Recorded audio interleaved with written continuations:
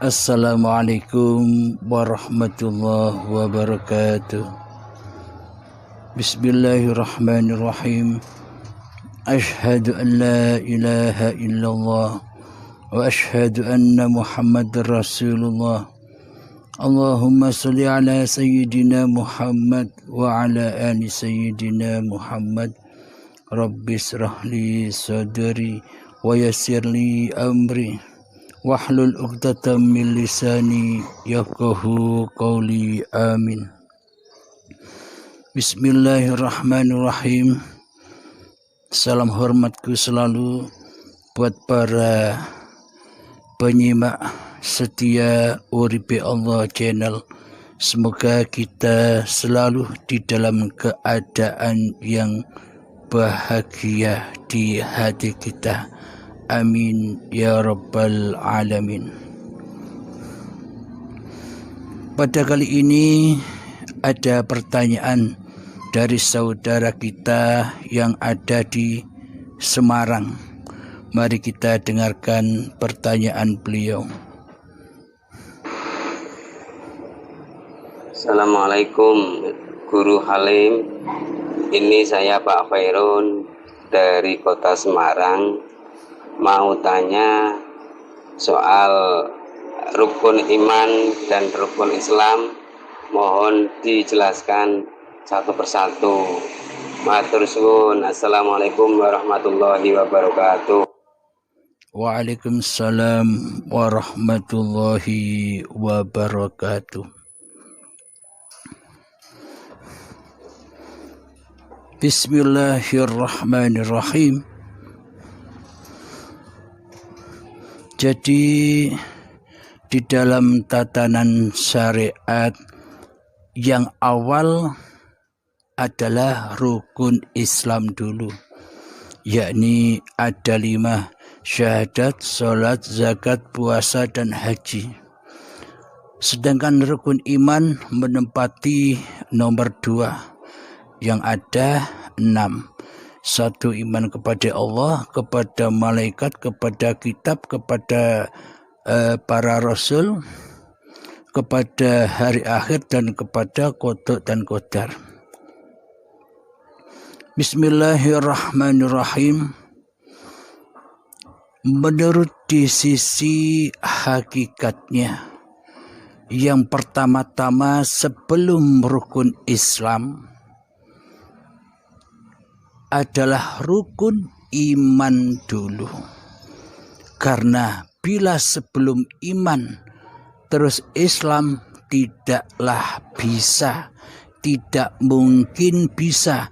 Tanpa iman kita bisa bersyahadat, tanpa iman kita bisa sholat, tanpa iman kita bisa zakat, tanpa iman kita bisa puasa, dan tanpa iman kita bisa berhaji. Namun di sisi syariat, iman yang dimaksud itu ya iman kepada Allah, Allah tulisan itu. Iman kepada, percaya di hatinya, yakin di hatinya, mengiktikatan di hatinya bahwa Allah sebagai Tuhannya. Akan tetapi selama ini Allah yang dianggap sebagai Tuhannya hanyalah angan-angan saja, hanyalah fata morgana saja. Karena selama ini ketika kita masih duduk manis di syariat saja, kita tak tahu menahu siapa Allah. Pokoknya Allah ada tanpa kita buktikan dengan iman. Selama ini kita hanya percaya saja, tapi tiada pembuktian. Karena beragama dan bertuhan kita selama ini hanyalah ilusi, hanyalah angan-angan belaka. Ketika sholat tiada yang disembah kecuali dunia. Ketika sholat tiada yang dijumpa di dalamnya kecuali dunia. Ketika sholat tiada yang dihadap di hatinya kecuali dunia. Inilah bukti-bukti nyatanya bila kita selama ini belumlah bertuhan, belumlah berislam di sisi Allah. Karena apa? Karena imannya belum menata di hati, karena imannya belum terukir di hati. Jadi untuk menapaki rukun Islam, untuk mengaplikasikan rukun Islam secara hak, secara lillahi ta'ala, maka rukun iman dibahas di awal. Jadi iman itu yang bagaimana? Awwaluddin ma'rifatullah. Sesungguhnya agama di sisi Allah itu mengenal Allah, zat yang disembah, zat yang mencipta diri manusia kita, zat yang mentuhani diri manusia kita. Tanpa kita mengenal Allah, bagaimana mungkin kita bisa berislam? Tanpa mengenal Allah, bagaimana mungkin kita bisa mengaplikasikan syahadat? Tanpa mengenal zatnya Allah, mana mungkin kita bisa sholat di dalam sholat yang mi'raj kepada Allah? Tanpa mengenal Allah, apakah mungkin kita bisa berzakat? Tanpa mengenal Allah, apakah mungkin kita bisa berpuasa? Tanpa mengenal Allah, apakah mungkin kita bisa berhaji? Sedangkan di dalam 5 rukun Islam itu ujung-ujungnya, tajallinya, mi'rajnya, dunungnya, wusulnya ketemu Allah, menyaksikan Allah. Tanpa persaksian, tanpa pertemuan, tanpa pengabdian, tanpa mi'raj, itu bukan rukun Islam namanya. Jadi bila tanpa adanya iman, jadi bila tanpa adanya ma'rifat, maka rukun Islam hanyalah angan-angan belaka, hanya hiasan-hiasan dohiriyah belaka, hanya kebudayaan-kebudayaan dohiriyah biasa saja. Jadi selama ini ibadat dan sholat kita tidak terimbas sedikit pun di dalam hati kita. Karena di dalamnya iman kita masih mentuhankan hawa nafsu kita sendiri daripada mentuhankan Allah. Jadi bagaimana mungkin kita bisa mengaplikasikan, jadi bagaimana mungkin kita bisa melaksanakan rukun Islam dengan sesungguh-sungguhnya bila tak ada iman di hati? Alhamdulillahirabbil alamin. Semoga kita semua selalu dibimbing oleh Allah Subhanahu wa taala. Amin ya rabbal alamin. Kita lanjutkan babakan rukun Islam dan iman secara syariat dan secara hakikatnya, disambung di episode yang akan datang. Akhir kalam, assalamualaikum warahmatullahi wabarakatuh. Alhamdulillahirabbil alamin. Salam hormatku untuk para sahabatku tercinta di dalam maupun di luar negeri yang selalu setia menyimak paparan-paparan di Uripe Allah Channel. Semoga kita semua selalu difahamkan oleh Allah Subhanahu wa taala. Amin ya rabbal alamin. Bismillahirrahmanirrahim. Kita melanjutkan kembali pertanyaan dari saudara kita tentang rukun Islam dan rukun iman secara hakikatnya. Bila secara syariatnya kita sudah banyak tahu ketika kita masih mengaji dulu di kampung-kampung atau ketika kita masih pondok. semua banyak yang sudah mengetahui. Akan tetapi di sini kami mencoba mengupas secara hakikiahnya.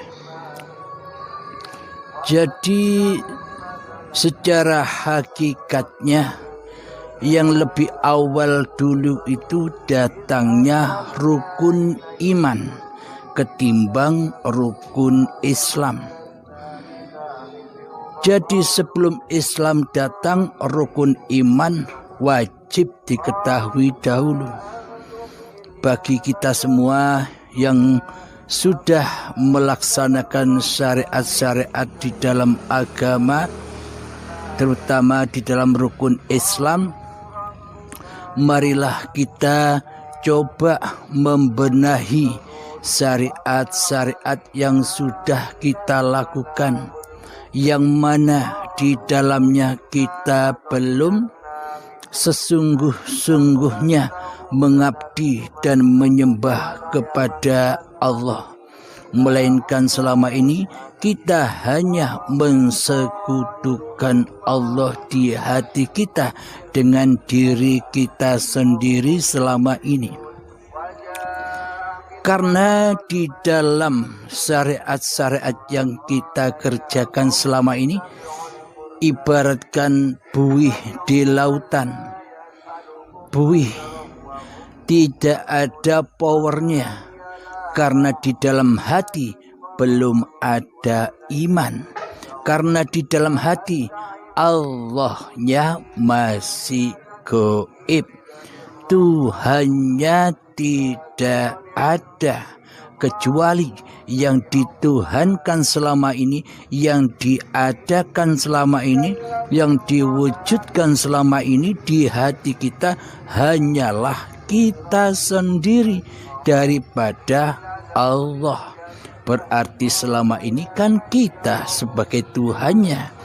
Berarti selama ini kan kita sebagai penguasa di dalam syariat-syariat yang kita kerjakan selama ini.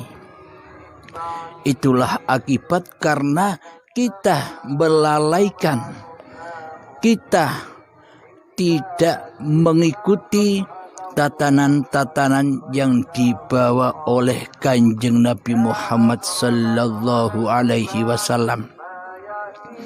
Coba kita kembali kepada sejarah. Sebelum Kanjeng Nabi Muhammad diutus menjadi nabi, atau ketika Kanjeng Nabi Muhammad sebelum Isra Mi'raj menerima perintah sholat, yakni menerima perintah syariat-syariat, Kanjeng Nabi mencari Tuhannya di dalam Gua Hira selama 15 tahun lamanya guna mencari awaluddin ma'rifatullah, yakni mengenal Allah. Siapa sih Tuhan pencipta diri manusiaku ini? Nah, bila sudah ketemu, bila sudah beriman, bila sudah berjumpa dengan Allah Tuhan pencipta diri kita, maka kita bisa melaksanakan syariat-syariatullah, yakni syariat yang diperintahkan sesuai syariat yang diutuskan kepada Kanjeng Nabi Muhammad sallallahu alaihi wasallam buat kita semua. Apa buktinya bahwa syariat itu syariatullah? Di dalam niatan ibadah, di dalam niatan sholat, tentunya kita harus kembali kepada lillahi ta'ala. Itulah bukti bahwa sesungguhnya syariat-syariat yang dikerjakan oleh seluruh manusia itu endingnya, kembalinya kepada Allah sebagai pencipta diri manusianya. Jadi untuk beriman kepada Allah itu, yakni kita wajib tahu diri dulu. Kita wajib tahu posisi diri kita dulu. Siapa sih kita ini? Siapa sih diri manusia ini? Selama ini kan diri kita, selama ini diri manusia kan berposisi sebagai Tuhan daripada berposisi sebagai makhluk yang diciptakan. Selama ini kan demikian. Jadi di dalam beragama dan bertuhan selama ini hanya angan-angan belaka, hanya eto-eto ewai. Karena kita selama ini sesungguhnya tidak bertuhan, melainkan mentuhankan diri kita sendiri di hati kita. Maka dari itu perlulah iman. Jadi untuk menuju iman kepada Allah, kita harus man-arofa nafsahu. Kita harus bermakrifat kepada hakikat diri sejati manusianya. Siapa manusia ini? Nah, jadi kita selama ini berposisi sebagai Tuhan, maka kembalilah kepada sejarah awal kita dicipta. Kita ini hanyalah ciptaan. Manusia itu hanyalah diperjalankan, tidak bisa jalan sendiri. Manusia itu dihidupkan, tidak bisa hidup sendiri. Manusia itu dikuasakan, tidak bisa berkuasa sendiri. Manusia itu dikehendakkan, tidak bisa berkehendak sendiri. Manusia itu hanyalah dipersolatkan, tidak bisa solat sendiri. Manusia itu hanyalah bisa diibadahkan, diafalkan, tidak bisa beribadah sendiri dan tidak bisa berafal sendiri. Itulah sejati hakikat diri manusia kita ini yang hanya sebatas makhluk. Contoh di pewayangan, manusia hanyalah wayang yang bergerak, yang bisa bicara, yang bisa bertengkar, yang bisa taat, yang bisa maksiat. Seluruhnya dipergelarkan oleh sang dalang dan diperankan oleh sang dalang. Sesungguhnya sejatinya manusia pun juga begitu. Karena di dalam Al-Quran ada ayatnya, Wallahu khalaqakum wa ma ta'malun. Allah lah pencipta diri manusiamu dan Allah lah pencipta apapun yang kau perbuat. Nah, inilah yang dimaksud iman itu. Bila diri manusia kita masih merasa sebagai pelaku, sebagai penguasa di hati kita, bahwa sesungguhnya apapun yang kita gerakkan, apapun yang kita aktivitaskan, apapun yang kita kerjakan maupun sholat ataupun ibadah dan sebagainya, bila di dalam hati kita yang masih merasa memiliki, mengakui semua hal yang kita kerjakan itu berasal dan bersumber dari diri manusia kita, berarti yang jadi Tuhan selama ini bukan Allah di hati kita. Inilah tanda bahwa kita selama ini tidak beriman. Jadi iman ini letaknya ada di awal sebelum Islam.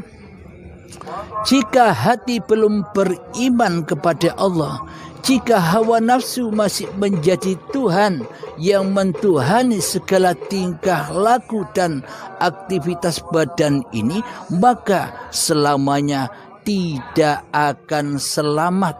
Selamanya gerak laku kita, aktivitas kita selamanya akan tersesat, tidak selamat, tidak Islam sampai kepada Allah. karena yang berlaku selama ini hanyalah syariatun nas. Sedangkan Allah perintahkan dengan iman agar Islam kita nanti menjadi syariatullah, menjadi syariatnya Allah. Apapun pagelaran yang dilalui oleh manusia hanyalah digelar, diperjalankan oleh Tuhannya. Bila hati sudah demikian, maka selamatlah, maka Islamlah hatinya di sisi Tuhannya. Jadi segala tingkah laku dan aktivitas kita pasti selamat bila hati sudah kembali kepada Tuhan pencipta diri manusianya. Bila hati kembali kepada Allah yang mengkuasakan diri manusianya, di hatinya, inilah yang dimaksud iman.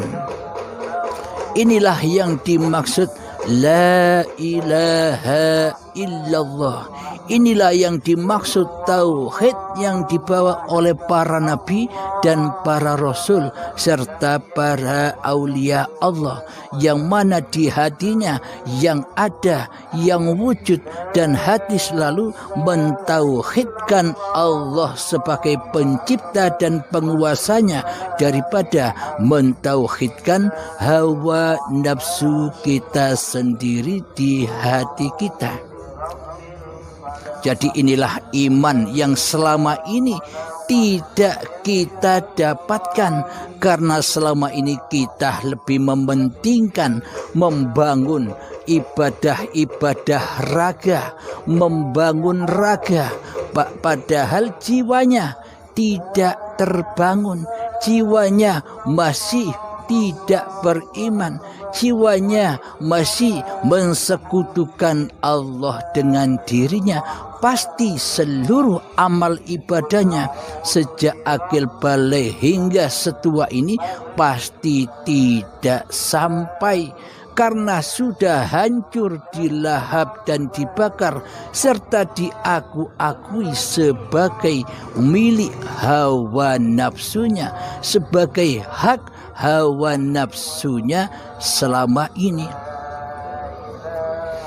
Jadi sebelum berislam maka beriman dulu. Setelah nyata Allah bagi manusianya, maka hanya Allah lah yang berkuasa atas seluruh badan-badan manusia. Inilah yang dimaksud syahadat. Nah, jadi bila iman sudah pancar di hati kita, maka itulah hakikat syahadat. Jadi yang kedua, sholat. Apa sih makna sholat sejatinya? Aqimis sholat lidzikri. Dirikan sholat, bukan mengerjakan sholat. Jadi dirikan sholat, dirikan imanmu di dalam apapun yang kau perbuat. Maksudnya selalu berzikir bahwa Allah lah yang menguasai diriku, Allah lah yang memperjalankan diriku. Itulah yang dimaksud sholat. Zakat, mempersembahkan bahwa hidup dan badan ini tidak ikut punya manusianya, bukan milik manusianya. Ini milik Allah, dohir batinnya Allah. Manusia tidak punya sifat dohir batin. Ketika manusia merasa punya sifat dohir batin, berarti selama ini yang jadi Tuhan bukan Allah yang mempunyai sifat dohir dan batin. Akan tetapi diri kitalah yang selama ini berlaku seperti Allah, tapi kita tidak terasa, tidak menyadarinya. Maka dari itu semoga paparan ini bisa menggugah hati kita, bisa membongkar, mengobrak-abrik hawa nafsu, sehingga sana iblis setan yang terkutuk di hati kita. Semoga paparan-paparan di Uripe Allah channel ini bisa membangun, membangkitkan iman-iman kita yang selama ini layu. Jadi yang keempat, berpuasa di dalam rukun Islam. Makna puasa adalah hati berpuasa dari perilaku manusianya, yakni kembali kepada af'alullah. Inilah yang dimaksud puasa.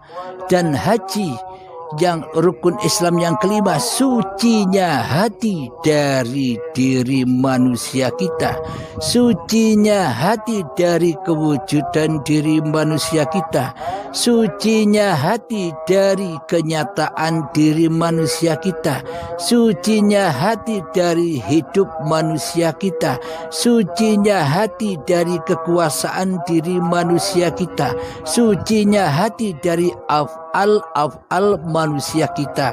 Itulah yang disebut haji. Jadi labbaik Allahumma labbaik, labbaik la syarika laka labbaik. Jadi pada intinya hati tidak mensekutukan Allah dengan diri manusianya di hatinya. Jadi bila iman sudah kita renggut, kita rebut kembali yang selama ini disandra, dibelenggu oleh setan yang terkutuk, yang bersekutu dengan hawa nafsu kita sendiri. Setelah kita rebut, maka kita bisa menegakkan Islam, bisa menegakkan rukun Islam kita dengan benar di sisi Allah.